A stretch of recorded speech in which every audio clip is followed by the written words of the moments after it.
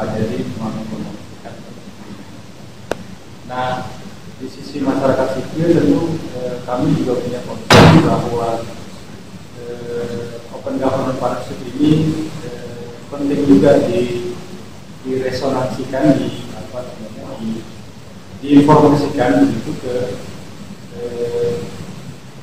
level daerah, karena ini adalah menurut kami ini adalah satu prinsip yang baik, karena secara prinsip ODP ini adalah mendorong agar pemerintah dibuka dan pada akhirnya nanti dengan keterbukaan itu masyarakat bisa berpartisipasi secara aktif dan pada akhirnya sebenarnya dalam pembelajaran di daerah berbagai negara masyarakat kemudian ikut juga berinisiatif membantu pemerintah. Jadi secara prinsip keterbukaan ini justru pada akhirnya nanti akan memperingat tugas pemerintah. Semua NGO yang peduli terhadap keterbukaan pemerintahan itu.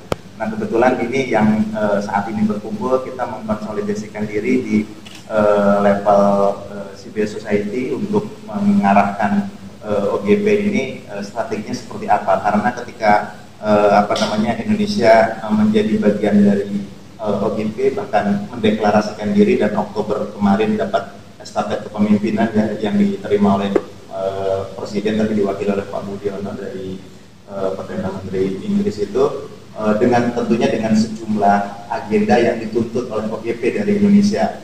Memang kita sudah banyak progres ya, diantaranya bahwa kita sudah punya banyak regulasi, undang-undang keterbukaan informasi publik, kemudian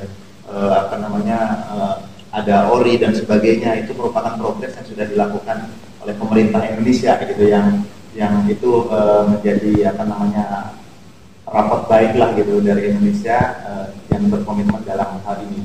Tapi kita masing-masing punya tugas bagaimana pemerintah mendorong OGP dan bagaimana juga kawan-kawan civil society mendorong itu. Jadi memang pertemuan yang dilakukan oleh teman-teman ini, kita ingin merumuskan ke depan ini ada target apa yang diinginkan gitu. Pemerintah sekarang kan sedang banyak di beberapa daerah, mungkin belum semua sudah ada PPID dan sebagainya. Itu kan sesuatu yang diinisiasi oleh pemerintah. Nah, kami harus punya peran apa untuk mendorong semua proses itu. Dan sebetulnya kita kan di OGP punya empat pilar yang coba ingin ditegakkan gitu.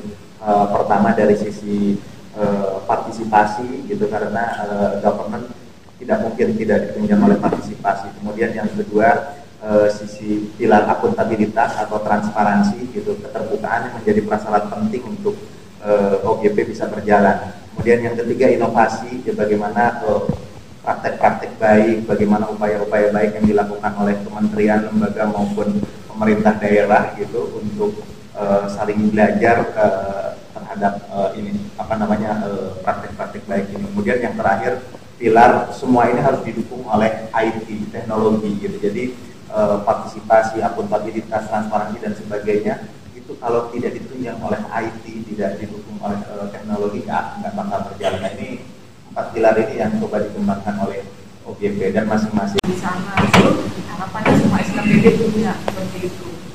Sayang sekali jika kita hanya punya PPID provinsi tetapi SKPD nggak ada.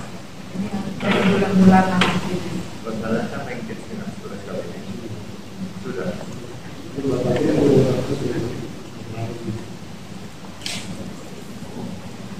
Transparan dipandang wajar,